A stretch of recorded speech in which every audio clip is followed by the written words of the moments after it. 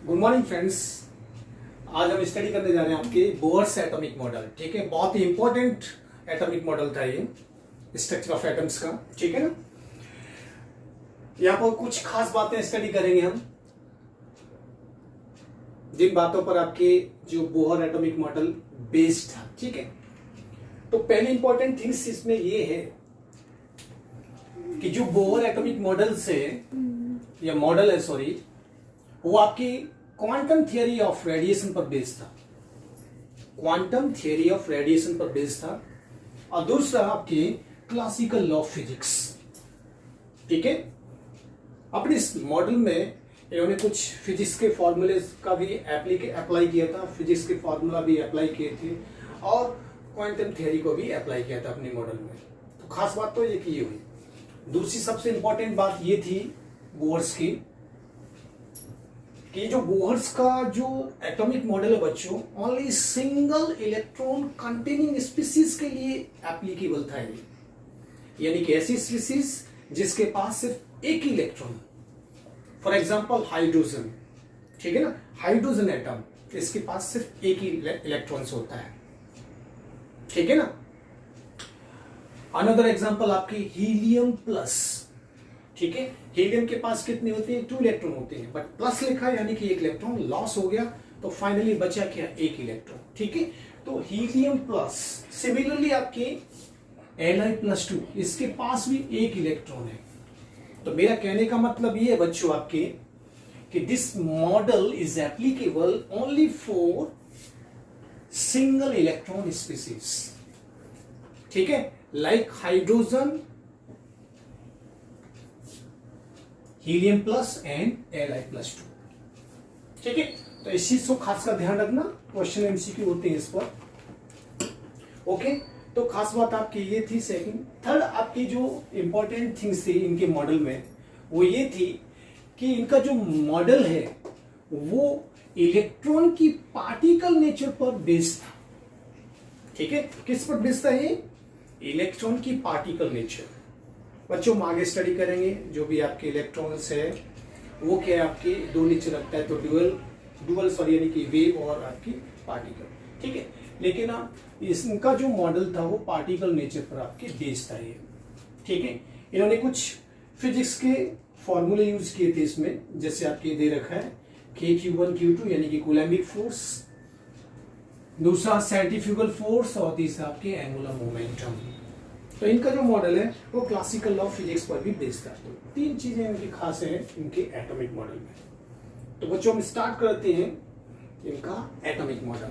ठीक है, इन्होंने अपने एटॉमिक मॉडल्स में क्या क्या चीजें दी थी। ओके, तो वो एटॉमिक मॉडल में आपकी क्या क्या चीजें थी। तो फर्स्ट है आपके बोर साहब ने क्या कहा था कि जो एटम का जो न्यूक्लियस है, एटम में जो प्रेजेंट न्यूक्लियस होता है, वो न्यूक्लियस किससे मिलकर बना होता है? Protons and neutrons. ठीक है ना, उससे मिलकर बना होता है, ये बोर साहब ने कहा था। ठीक है, तो atom has a nucleus where all protons and neutrons are present. ठीक है, नेक्स्ट पॉइंट इनका क्या था? पहला ही पॉस्टुलेट है ये पॉस्टुलेट नंबर 1 है, पॉस्टुलेट नंबर 2 है और ये पॉस्टुलेट नंबर 3 है। तो पहले पॉस्टुलेट के अंदर इन्होंने क्या बोला था कि एटम में प्रेजेंट जो न्यूक्लियस है, उस न्यूक्लियस में प्रोटॉन और न्यूट्रॉन प्रेजेंट होते हैं। ठीक है, और इन्होंने इसके साथ साथ में क्या कहा था कि जो न्यूक्लियस की साइज होती है वेरी स्मॉल होती है, बहुत ही कम वॉल्यूम कवर करता है ये। तो size is very small and it is present at the centre of atoms. ठीक है ना, तो ये एटम के सेंटर में होता है, बीचों बीच में होता है, और उसकी जो साइज है बहुत ही कम होती है। तो इन्होंने ये फर्स्ट पॉस्टुलेट में ये अपनी ओपिनियन दिए थे इन्होंने इस अपने मॉडल में। ठीक है, सेकंड पोस्टुलेट क्या था? उन्होंने क्या कहा था कि जो नेगेटिवली चार्ज इलेक्ट्रॉन्स है वो न्यूक्लियस के सराउंडिंग घूमता रहता है। ठीक है ना, क्या करता है? रिवॉल्व करता रहता है। ठीक है, तो सेकंड पोस्टुलेट में उन्होंने अपना पॉइंट क्या रखा था कि negatively charge electron revolve around the nucleus like a sun and earth, ठीक है ना, जैसे अर्थ सन के सराउंडिंग रिवॉल्व करती है ना, उसी तरह से इलेक्ट्रॉन न्यूक्लियस के सराउंडिंग एटम में रिवॉल्व करता रहता है, ठीक है, और एक सर्कुलर पाथ बनाता है। क्या बनाता है? रिवॉल्व करते करते वो क्या बनाता है? एक सर्कुलर पाथ बनाता है। तो the path of electron is circular, ये बोहर साहब ने कहा था, ठीक है। सेकंड पोस्टुलेट में उन्होंने क्या बोला था कि जब देखिए मैं आपके डायग्राम के थ्रू बताता हूं, जैसे ये बेटा आपकी क्या है, न्यूक्लियस है ये, और इलेक्ट्रॉन सर्कुलर पाथ में रिवॉल्व कर रहा है, इस सर्कुलर पाथ में कंटिन्यूअसली रिवॉल्व कर रहा है। तो बच्चों न्यूक्लियस और इलेक्ट्रॉन के बीच में आपके दो टाइप के यानी कि टू टाइप्स के अट्रैक्शन फोर्स लगते हैं, और वो अट्रैक्शन फोर्स क्या है? देखो, इलेक्ट्रॉन और न्यूट्रॉन के बीच में आपके जो अट्रैक्शन फोर्स लगता है उसको हम बोलते हैं कूलैम्बिक। कौन सा लगता है बेटा? आपकी कूलैम्बिक, कूलैम्बिक फोर्स, ठीक है बेटा आपकी। और बाहर की तरफ इलेक्ट्रॉन पर जो फोर्स लगता है उसको बोलते हैं सेंट्रीफ्यूगल फोर्स, सेंट्रीफ्यूगल फोर्स, ठीक है बच्चों। तो ये दो टाइप के फोर्स लगते हैं, इलेक्ट्रॉन पर अंदर की तरफ लगता है आपकी कूलैम्बिक फोर्स, और बाहर की तरफ लगता है आपकी सेंट्रीफ्यूगल फोर्स, ठीक है।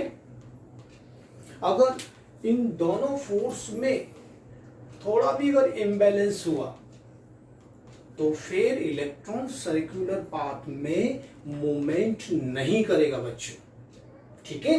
तो सर्कुलर पाथ में मूवमेंट करने के लिए इन दोनों फोर्स का इक्वल होना जरूरी है, वो भी अपोजिट डायरेक्शन में, ठीक है, तभी इलेक्ट्रॉन्स आपके एक सर्कुलर पाथ में मूवमेंट कर सकता है, ठीक है।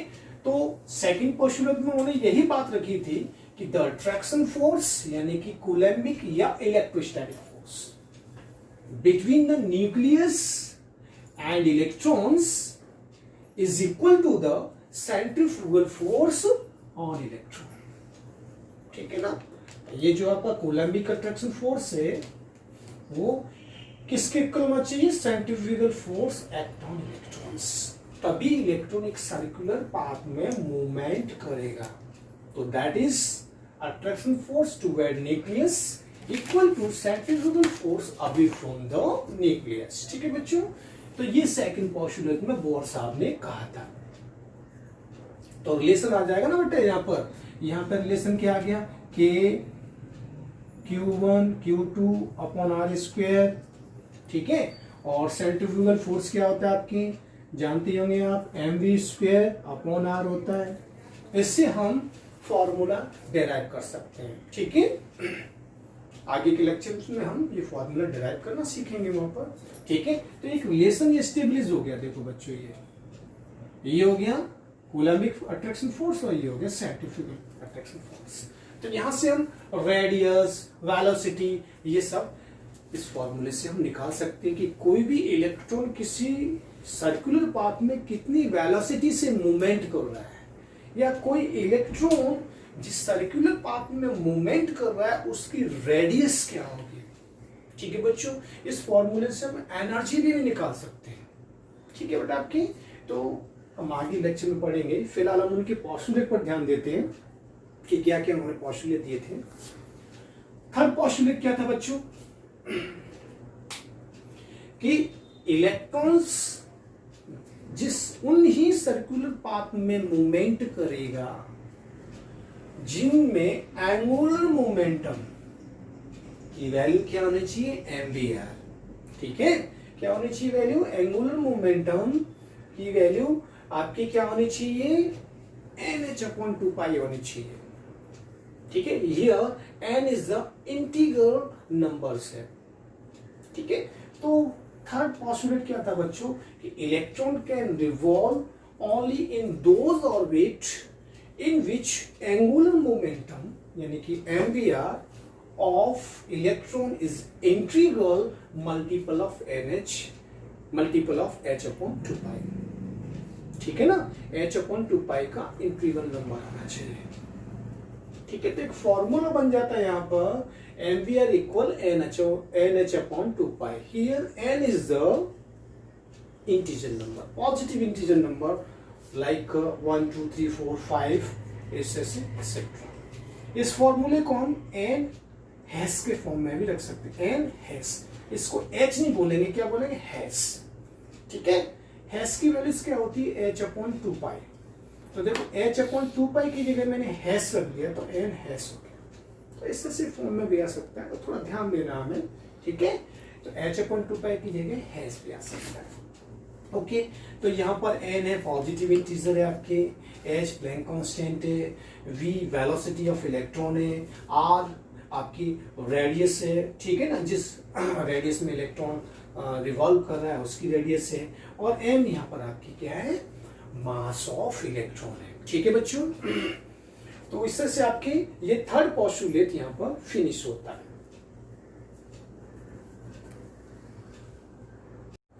ये जो फोर्थ पॉइंट है बच्चों बोहर एटॉमिक मॉडल का, ये फोर्थ पॉइंट मैक्सवेल ने जो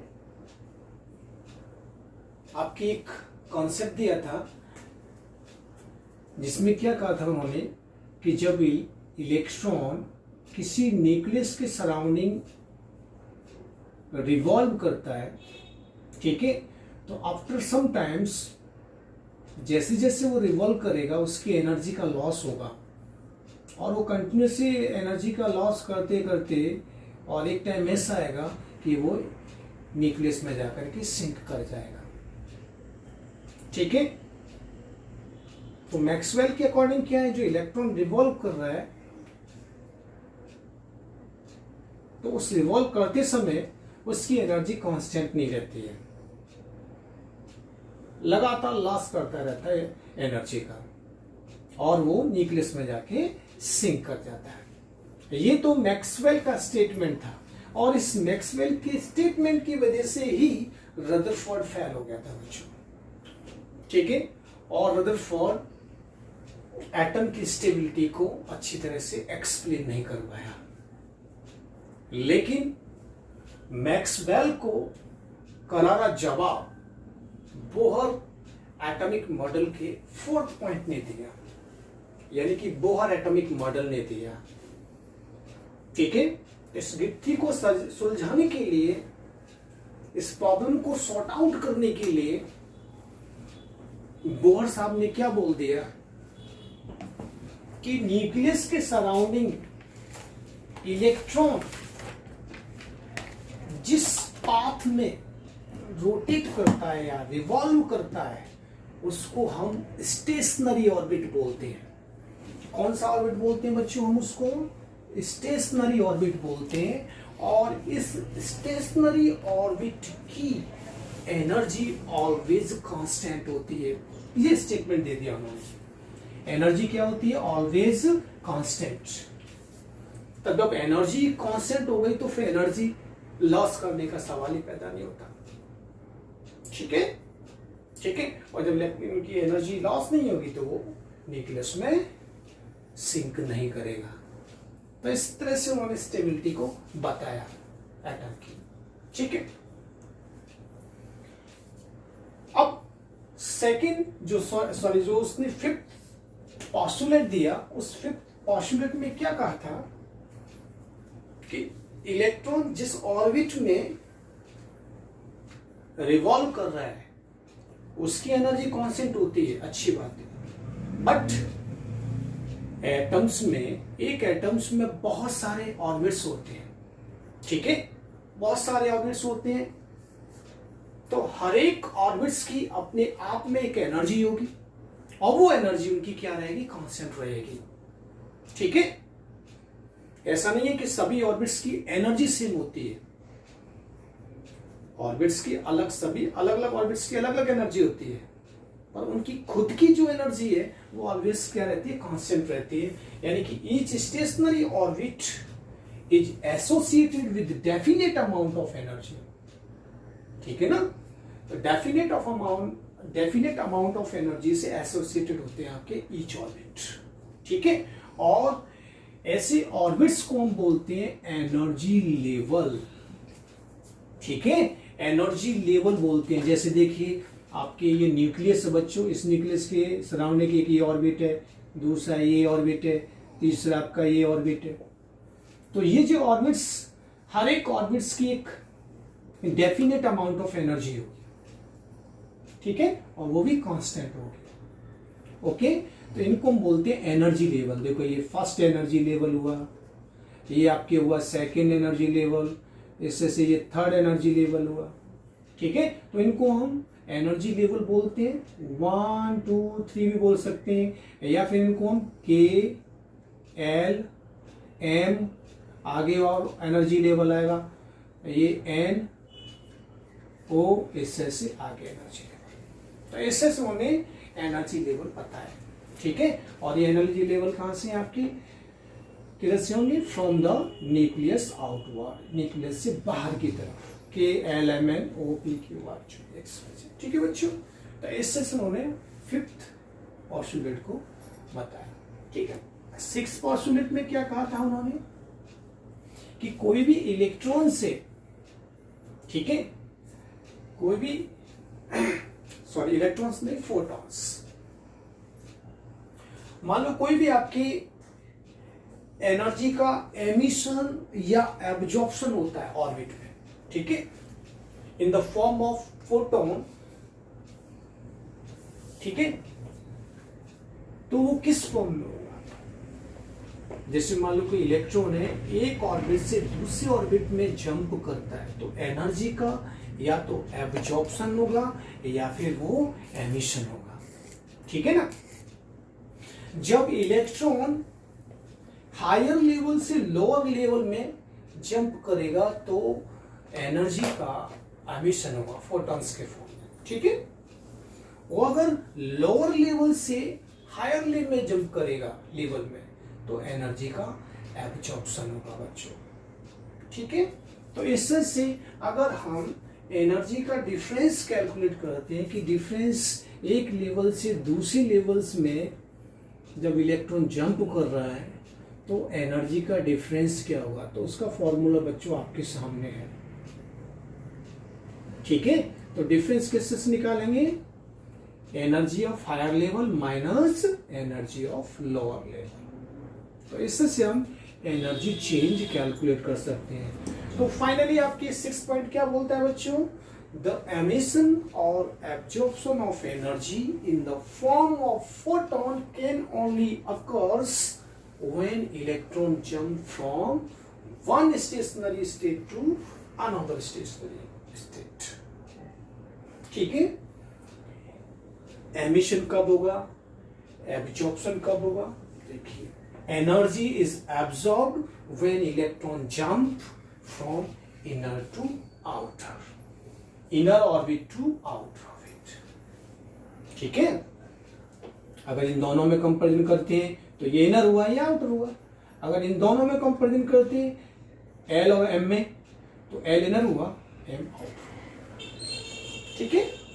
तो एब्जॉर्प्शन होगा, लेकिन एमिशन कब होगा, जब electron moves from outer to inner, जैसे एन से एम में गया, ठीक है।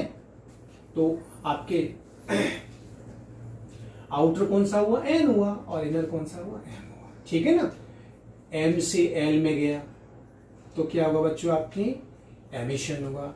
एल ऑर्बिट से या एल एनर्जी लेवल से के एनर्जी लेवल की तरफ जंप किया तो क्या होगा, आपकी एमिशन, ठीक है बच्चों। तो इस तरह से बोहर साहब ने अपने एटॉमिक मॉडल्स में पॉस्टुलेट दिए थे, ठीक है, और बहुत सारी चीज़ों को यहाँ पर उन्होंने सॉर्ट आउट किया जो कि रदरफोर्ड में सॉर्ट आउट नहीं हो रही थी, ठीक है। मैक्सवेल के स्टेटमेंट को भी उन्होंने अच्छी तरह से यहाँ पर एक्सप्लेन कर दिया था बच्चों, ठीक है। नेक्स्ट लेक्चर में हम बोहर्स एटॉमिक मॉडल्स की एप्लीकेशन स्टडी करेंगे, ठीक है। तब के लिए मिलते हैं फिर, थैंक यू।